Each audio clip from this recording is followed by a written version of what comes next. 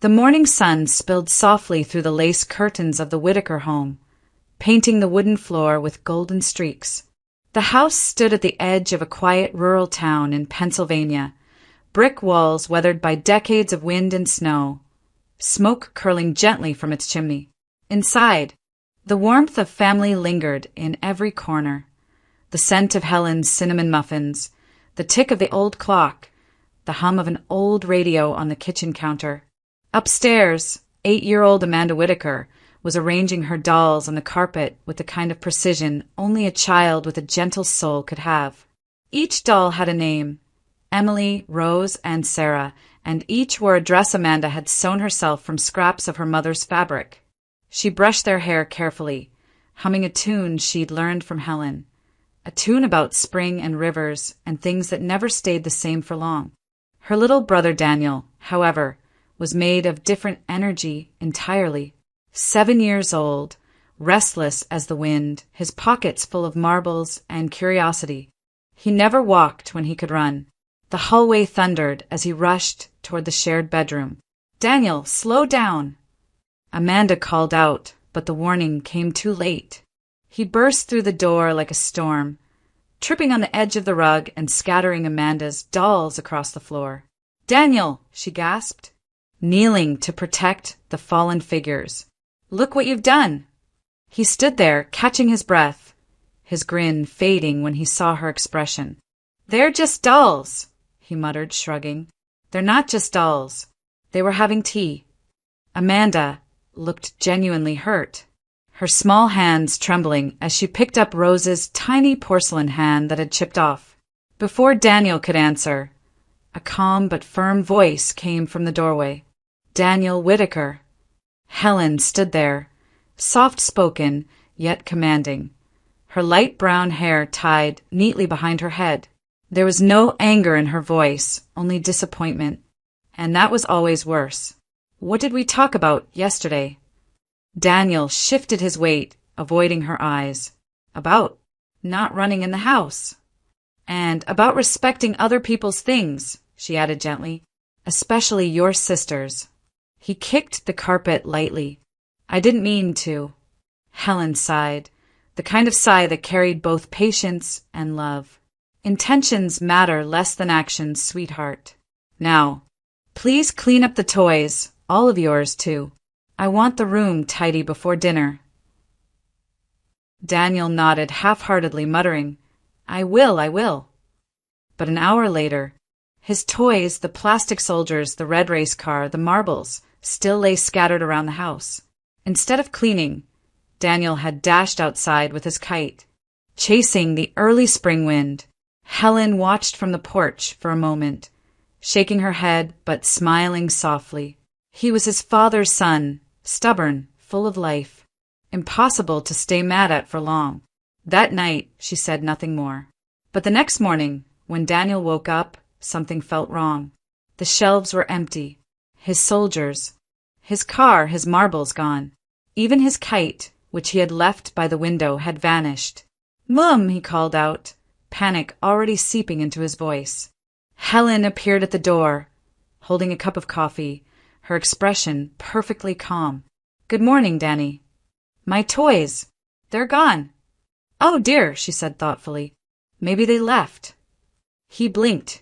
"Left?" "Yes. Toys have feelings, you know. Maybe they were tired of being stepped on, or ignored, or left in the rain." Daniel stared at her, open-mouthed. "Toys can't walk away." "Perhaps not on their own," Helen said, sipping her coffee. "But sometimes, when you forget to love something, it finds someone else who will." He ran through the house, checking every corner, every drawer. Amanda watched silently from her bed, a knowing smile tugging at her lips. "I told you," she whispered as he crawled under his bed. "They probably went to find better children." Daniel scowled, then ran outside to the backyard, where Uncle Raymond, their kindly neighbor with silver hair and oil-stained hands, was fixing the fence. "Uncle Ray, have you seen my toys?" "They're gone." Raymond looked up, pretending to think. "Your toys, huh? I might have seen something earlier. a couple of toy soldiers marching toward my shed. Daniel's eyes widened. Really? Raymond nodded gravely. They told me they were leaving because someone didn't take care of them, said their owner forgot how to be kind. I do care. I'll never forget again. Daniel shouted, almost in tears. Raymond exchanged a look with Helen, who stood at the porch pretending not to listen. With a gentle smile, he said, well, I suppose everyone deserves a second chance. I think they're waiting for you in the shed. Daniel sprinted across the yard. Inside, a cardboard box sat on the workbench. His soldiers, his race car, his kite, all neatly arranged. He hugged the box to his chest. I'm sorry, he whispered to them, and to no one in particular. From the porch, Helen watched, her eyes warm, proud, and a little sad. She knew that lesson would stay with him far longer than any scolding could.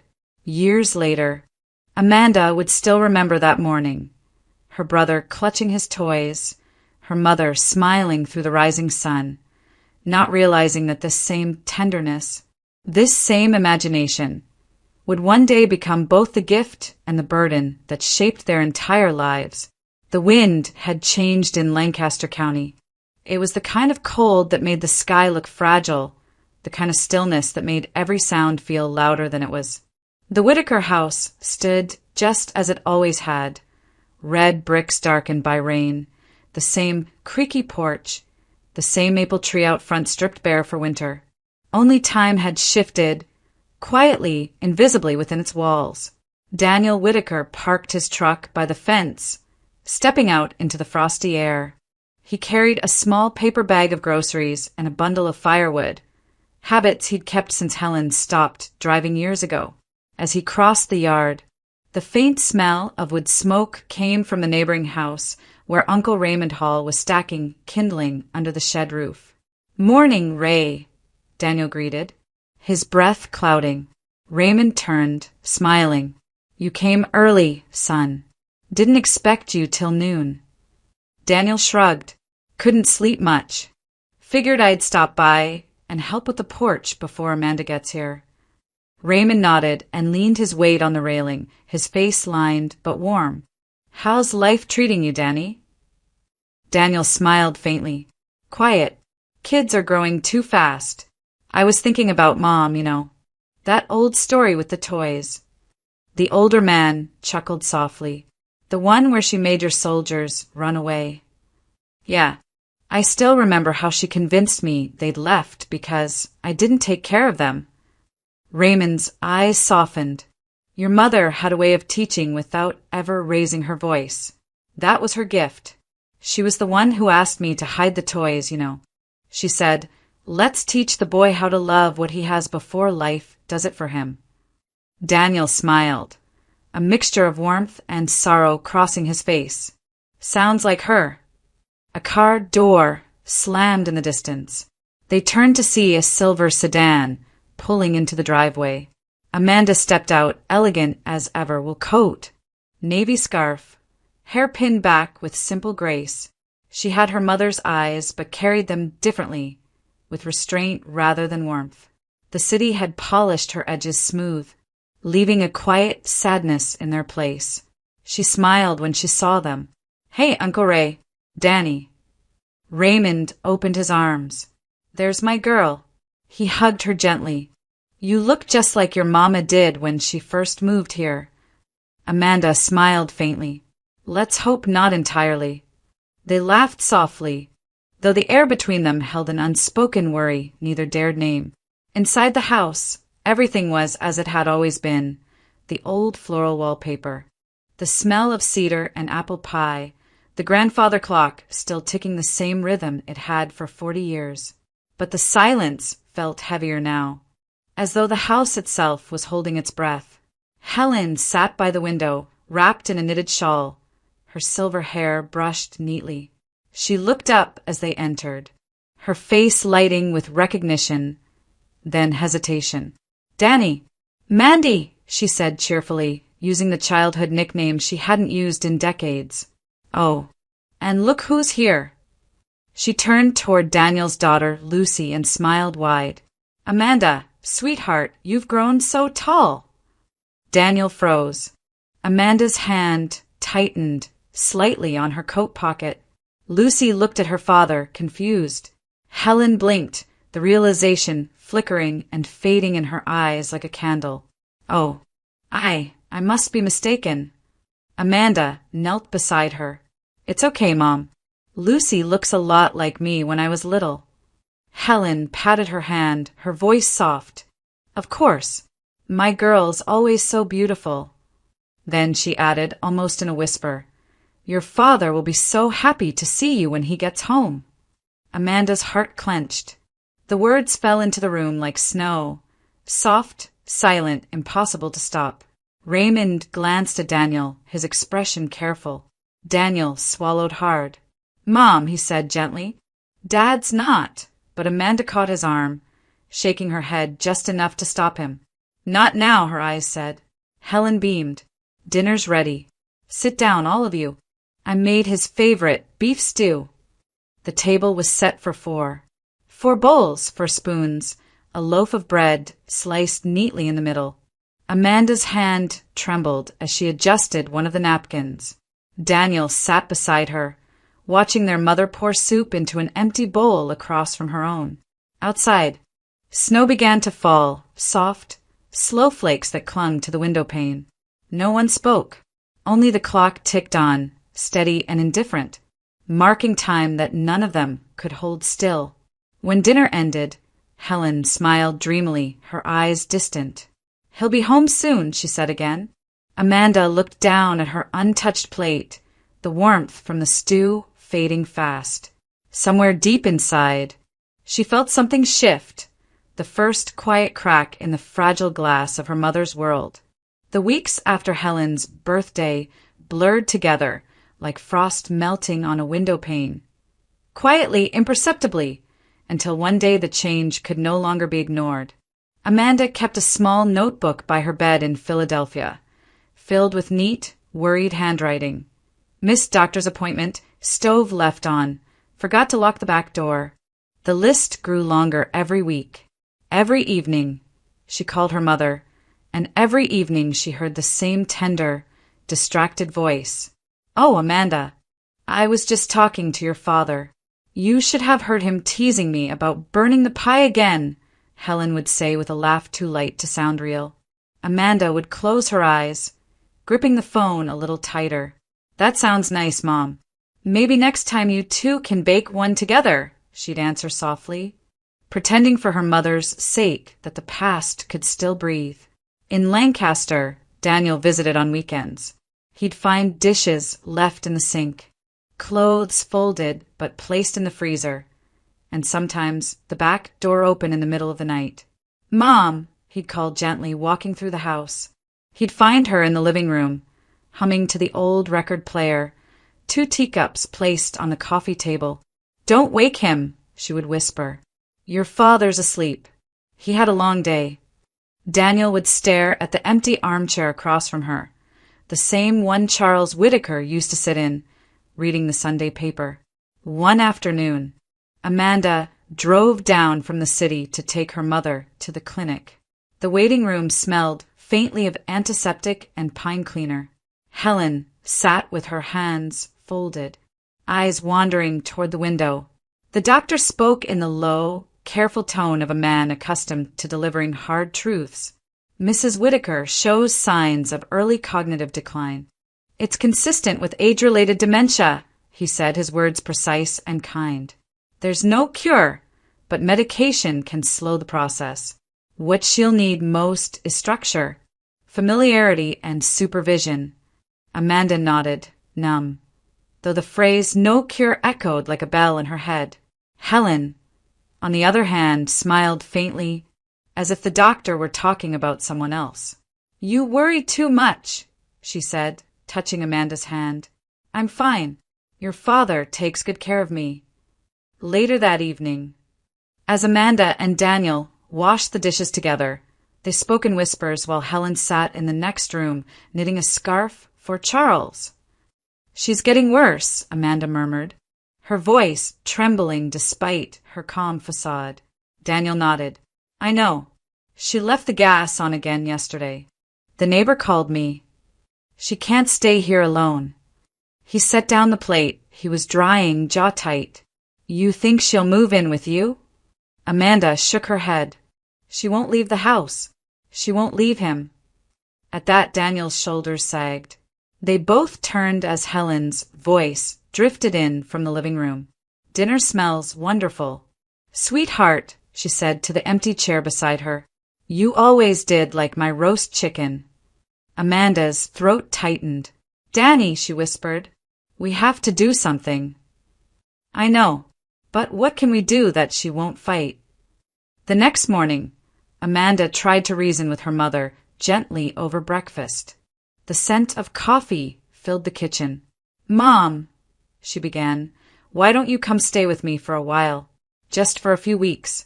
You'd have your own room. Lucy would love to have you around. Helen smiled serenely, buttering her toast. I can't, sweetheart.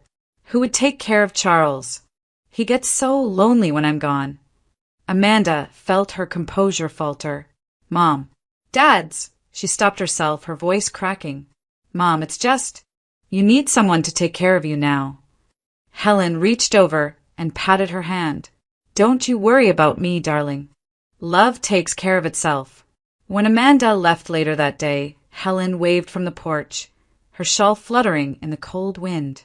Behind her, Daniel loaded the last of the groceries Raymond had dropped off. The older man stood by the gate, his weathered hands in his pockets, watching with quiet concern. She still talks to him every day, Daniel said softly, staring at the kitchen window. Sets the table for two. Waits for him to come home.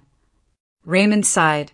Sometimes love outlives memory, he said, and sometimes it hides inside it.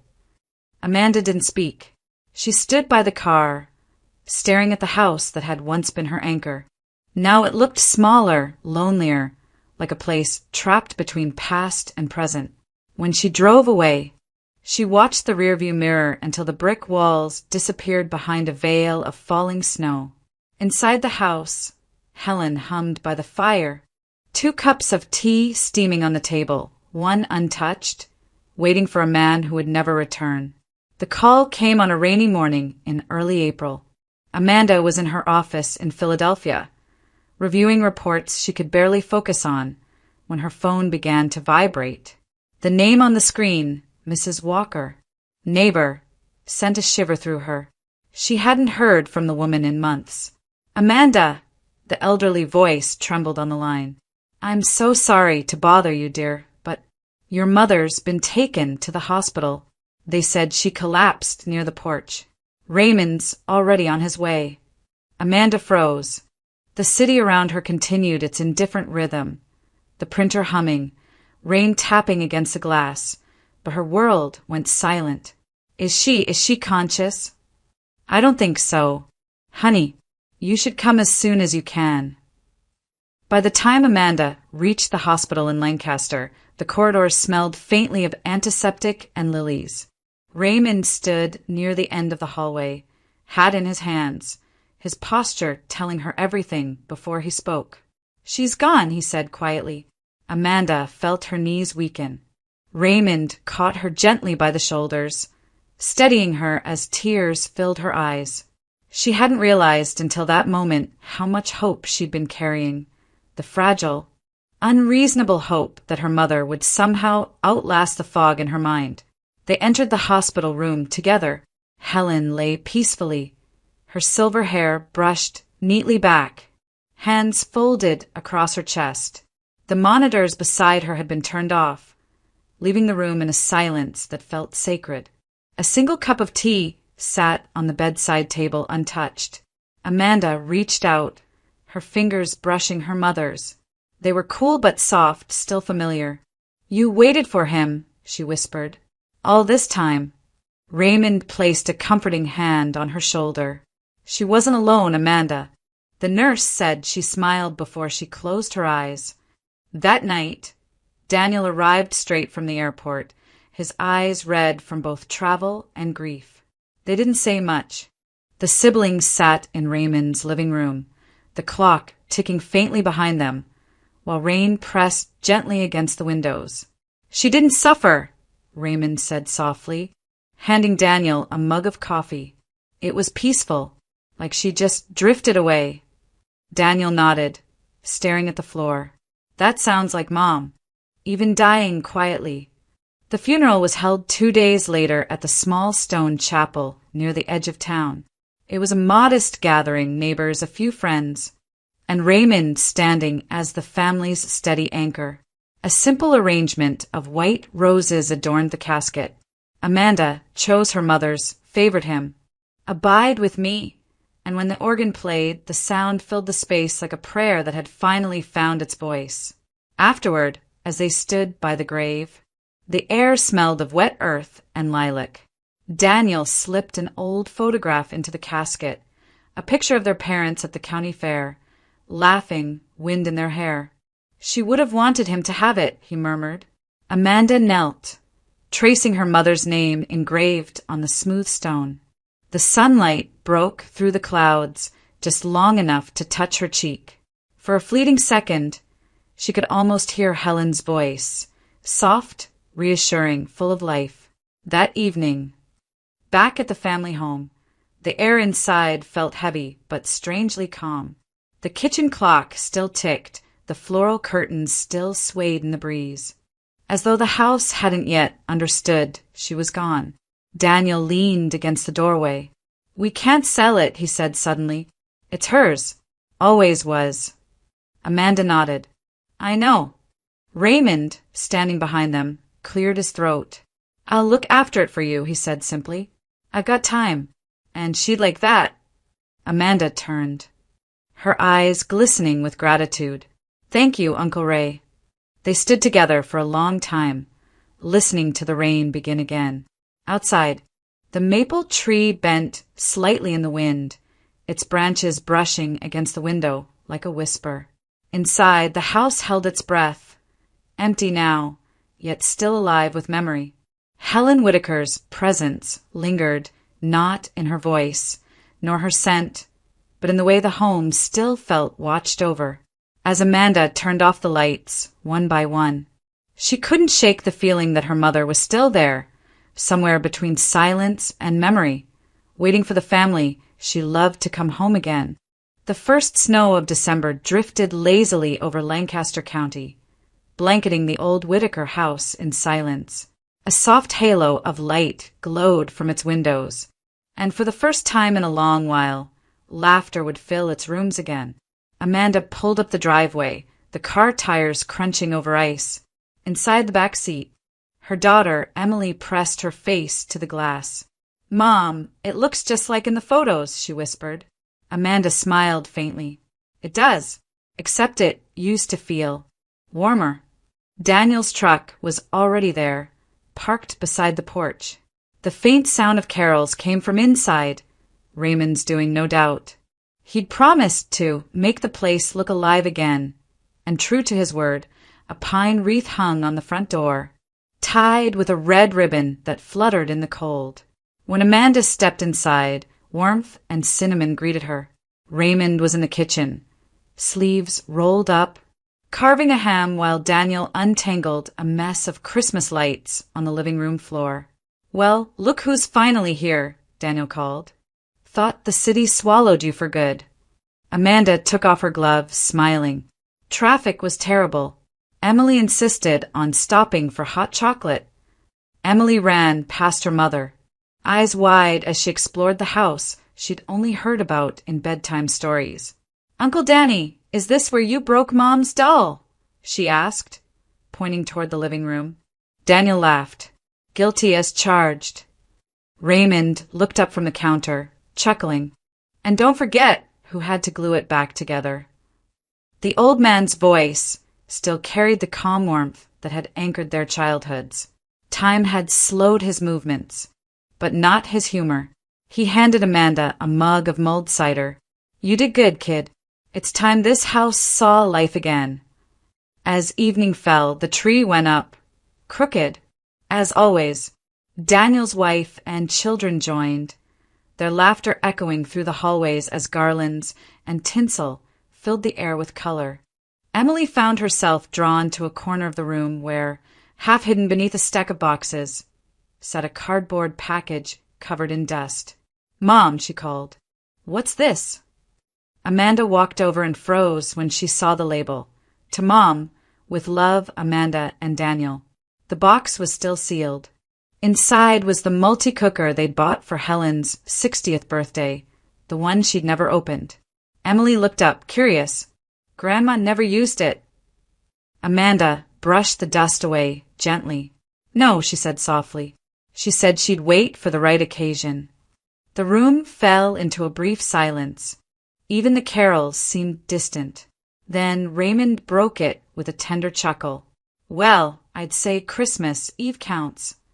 They unpacked it together, the smell of fresh metal mingling with cinnamon and pine. Daniel read the instructions aloud in exaggerated seriousness, and the children laughed when he fumbled with the settings. Soon the kitchen filled with the hiss of steam and the scent of beef stew, Helen's old recipe, the same one she'd made every Christmas Eve. Dinner was warm and simple. The candles flickered as the snow outside deepened. Stories replaced silence. Raymond recalled how Helen had once hidden their toys to teach them responsibility. Daniel told Emily about the time he'd accidentally set the curtains on fire trying to help their mother bake cookies. Amanda listened, smiling, though her chest ached with the weight of memory. Every sound, every scent felt like a conversation with ghosts. Later that night, after everyone had gone to bed, the house settled into quiet again. The clock ticked steadily, just as it always had. Amanda couldn't sleep. The walls seemed to hum with the echoes of her mother's voice. She rose, wrapped a blanket around her shoulders, and walked down the dim hallway toward Helen's old room. The door creaked open, releasing a faint whiff of lavender and dust. The room was exactly as her mother had left it. Bed made neatly, curtains drawn halfway, a small lamp on the dresser. Amanda sat on the edge of the bed, running her fingers across the worn quilt. Under the lamp, a photo album sat waiting, its leather cover cracked with age. She opened it slowly. Photographs filled the pages. Birthdays, picnics, winters long gone. Her mother's handwriting captioned each one. Danny's first tooth. Amanda's recital. Our family, Christmas. 1992.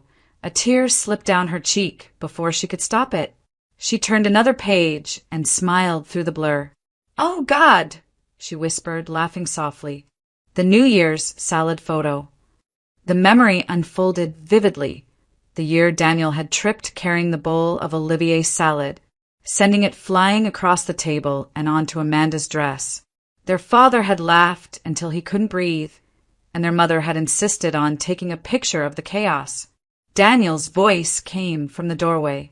"You're still awake too?" Amanda turned, startled but smiling. "Couldn't sleep. The house feels alive again." He stepped in, looking older than she remembered. "You found the album." She nodded. "Look at this." She handed him the photo. "You ruined Mom's best tablecloth that night." Daniel laughed quietly, sitting beside her. She didn't care. She said it was proof our family knew how to have fun.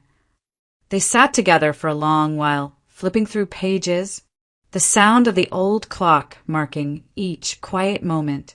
Outside, snow fell against the window pane, soft and unhurried. "Do you ever think," Amanda murmured, "that she knew we'd end up here again?"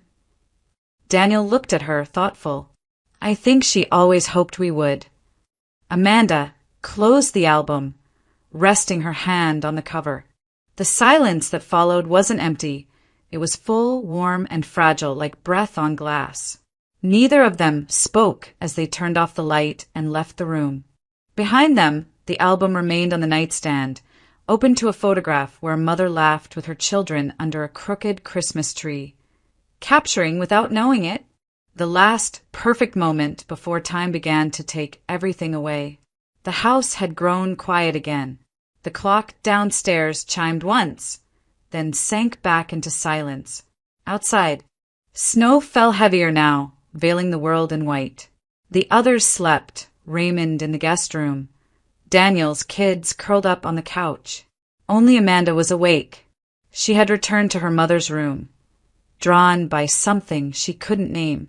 The soft glow from the hallway light spilled across the floorboards as she stood by the dresser, running her fingers along the edge of the photo album they'd left earlier.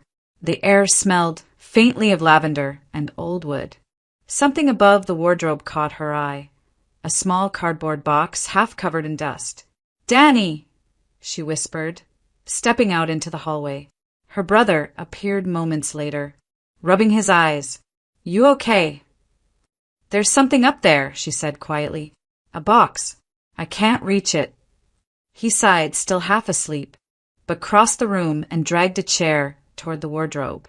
"You and your midnight archaeology," he muttered with a faint smile.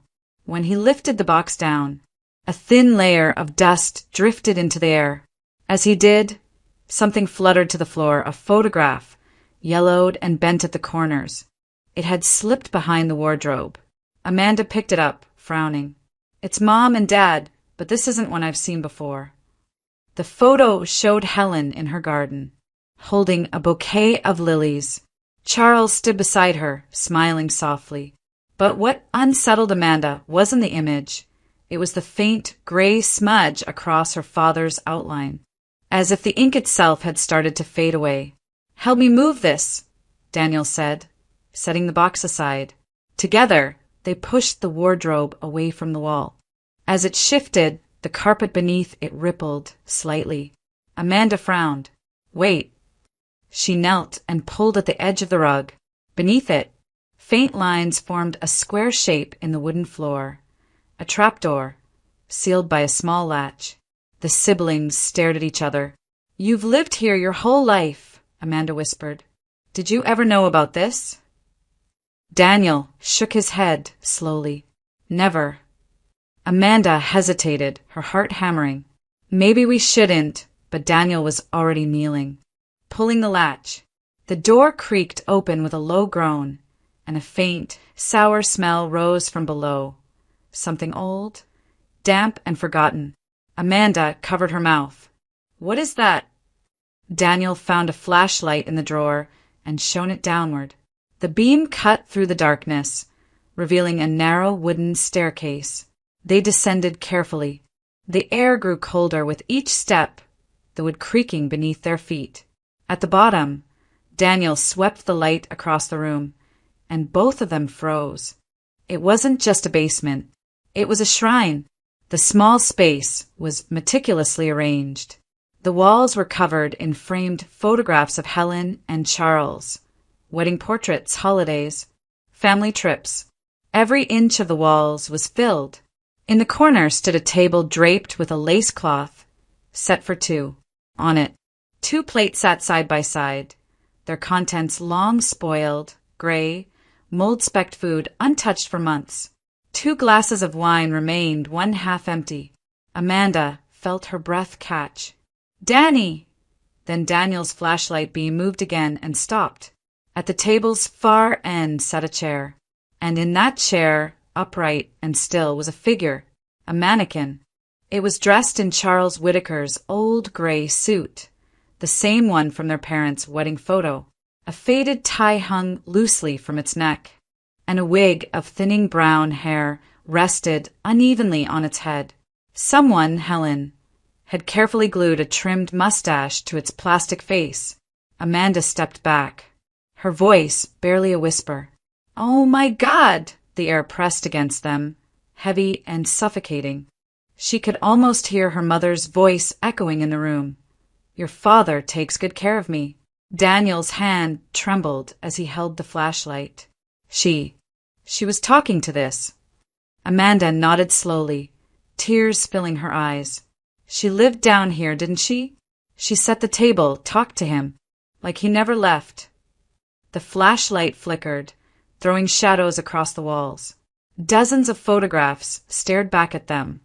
Helen, smiling beside the mannequin, her arm looped lovingly through its stiff plastic elbow.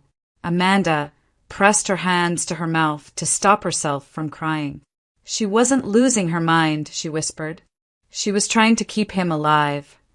Daniel swallowed hard, unable to look away. She must have built this after Dad died. When she started forgetting, she just came down here instead of upstairs. For a long moment, neither of them moved. The only sound was the faint drip of water somewhere in the distance. Then a creak echoed behind them.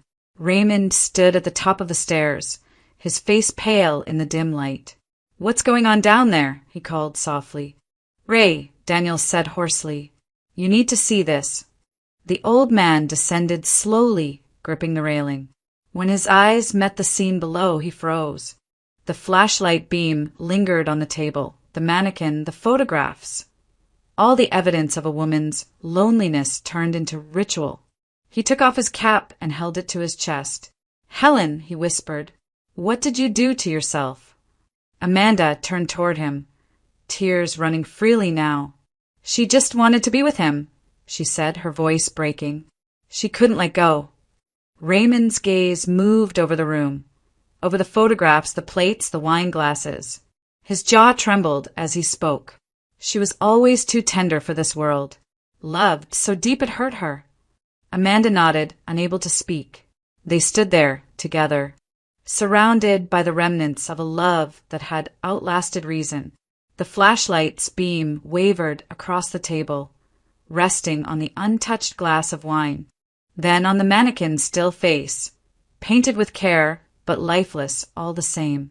Above them, the floorboards creaked softly, as if the house itself were exhaling. Raymond finally broke the silence. "Let's go," he said quietly. "Let her rest now." Amanda looked one last time at the small, tragic world her mother had built, a place frozen between memory and devotion, and nodded. As they climbed back up the stairs, she could still feel it, the quiet pulse of love lingering in the air, too strong to die, too lonely to stay sane. For a long moment, none of them spoke. The air in the small basement seemed to thicken around them, heavy with dust, memory, and something almost sacred. Amanda stood motionless, her eyes on the mannequin, on the stillness that had once been her mother's refuge. Daniel leaned against the wall, the flashlight trembling slightly in his hand. Raymond removed his cap, his face pale and drawn. It was Raymond who finally broke the silence. His voice was low, steady, almost reverent. "Let's not tell anyone," he said. "Let her rest. The world wouldn't understand this." Amanda nodded slowly, tears running down her face. "She just wanted to keep him close," she whispered. Daniel's throat tightened. "She lived in this for years, and none of us knew." Raymond sighed, a sound that seemed older than time itself. "Some love doesn't die. It just forgets how to leave." He glanced at the room one last time. "Come on, kids. Let's put things right." Amanda found an old rag and began wiping the table with trembling hands. The food had decayed into shapeless gray, and when she moved the plates, the smell rose sharper. Daniel carried them upstairs in a trash bag, silent. Raymond gathered the photographs that had fallen to the floor, stacking them neatly in a small pile. They worked in quiet understanding, each movement careful, almost ceremonial. When Daniel returned, he helped his sister pull the lace cloth from the table. It tore slightly at the edges, brittle with time. Amanda folded it gently, as though afraid to hurt it. "Should we?" Daniel gestured to the mannequin. Amanda hesitated. The dim light caught the suit, the tie, the mustache her mother had glued on with careful hands. It looked almost human in the stillness. "No," she said finally. "Leave him. It's what she would have wanted." Raymond nodded. "Then we'll let them stay together." They stood in silence once more. The only sound was the soft hum of the old pipes in the walls and the whisper of wind through the vents. Amanda reached for the flashlight and switched it off. Darkness closed around them, not frightening but calm, like the closing of a story that had been waiting too long to end. When they climbed back up, the trapdoor creaked shut. Daniel pressed it down carefully, covering it with the edge of the rug. Together, they slid the wardrobe back into place until the faint outline of the door disappeared entirely. It was past midnight now. Upstairs, faint laughter echoed through the ceiling. The children's voices, muffled by floors and distance. A burst of color flickered across the frosted windows. Fireworks, bright and fleeting, painting the snow in reds and golds. Daniel leaned against the wall, exhausted. "They're watching the fireworks," he said quietly. "They don't even know." Amanda stood by the window, her eyes glistening. Outside, the night sky bloomed with light. The old house seemed to glow with it, the sound of celebration brushing against its walls like the echo of another life. "She just wanted to keep us together," Amanda whispered, her voice breaking. Even if it was only in her own way. Raymond placed a hand on her shoulder. "And she did," he said softly. "Look around. You're all here, aren't you?" Amanda smiled faintly through her tears. For the first time in years, the house was full again. Laughter upstairs, the smell of cinnamon lingering in the kitchen, snow glittering outside. It was as if Helen had orchestrated this reunion from somewhere unseen. They moved quietly through the hallway, turning off the last lights. Daniel paused at the family photo on the wall, their parents' wedding picture framed in oak. He traced his fingers along the glass. "She never really left him," he murmured. Amanda looked at the photograph too. In it, Helen was radiant, her hand resting lightly on Charles's arm. For a moment, Amanda could almost imagine her mother stepping out from the picture, taking her father's hand again. Raymond cleared his throat. "You two should get some rest. Morning's not far." They nodded. Daniel went upstairs to check on the children, and Amanda lingered by the window, watching the last fireworks fade into smoke. The air outside shimmered faintly with frost. Somewhere down the road, church bells began to ring, soft, distant, marking the start of Christmas Day. Amanda whispered, more to herself than to anyone else, "Merry Christmas, Mom." In the silence that followed, she could almost hear a reply, not in words, but in warmth, a presence settling gently around her like a blanket. When she finally turned out the last light and headed upstairs, the house exhaled softly as if it, too, had been holding its breath. Down below, behind the wardrobe and the hidden door, the basement remained still. The flashlight lay on the table beside the mannequin, its faint red indicator, light blinking once before it went dark. The two chairs stood side by side, their edges touching. The folded lace cloth rested neatly at the center of the table. The photographs watched from the walls, not haunting but patient, eternal. Outside, dawn crept over the fields, painting the snow in pale gold. The Whitaker house stood quietly against the light, whole again in its own way, a place where grief had turned to memory, and memory had found peace. And as the first sunbeam reached through the frosted window and touched the trapdoor below, it fell across the word Amanda had whispered hours earlier, a truth that would remain between them forever. She just wanted to keep us together.